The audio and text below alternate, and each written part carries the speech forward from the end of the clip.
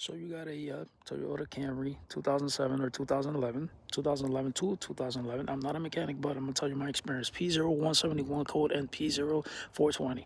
I started with the air filter. I put a new one in. I cleaned out the MAF sensor. Then I move over to the engine. I went to the spark plugs, plugs. I noticed that they came in contact with oil, so there was an oil leak, so I had to replace the spark plugs and also the valve gasket. Okay, I did that on my own. I saw videos and then I installed it on my own. I actually had to do it twice. Why? Because the first time I did not glue the gasket into the head, so it came off loose and it started leaking again. And the new spark plugs that I spent, I had to replace them again. So do that right, okay? There's videos of that. Now with that said, I also replaced the upstream sensor that disappeared, the P0171, but the P0420 was still persisting. So what I did was I changed the downstream oxygen sensor, but nothing worked.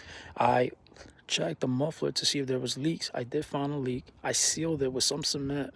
It's like something that is like a cement, and I install it in, seal that up, but still it was still down. So my last resort was the catalytic converter. Had to replace it. Bought one for 1,075 at Toyota, so it's an OEM, but Toyota does not sell the catalytic converter with the seals. Everything is sold separate, so I had to spend an extra $30 to buy the seals.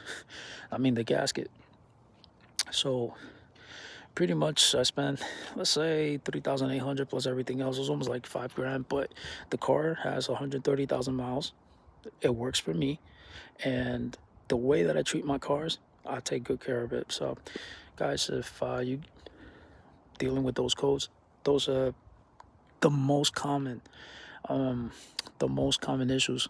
But if you want to make sure, buy a blue driver OBD2, and that's it. It tells you what it has and how to fix it. That's how I did it. So I hope that helps.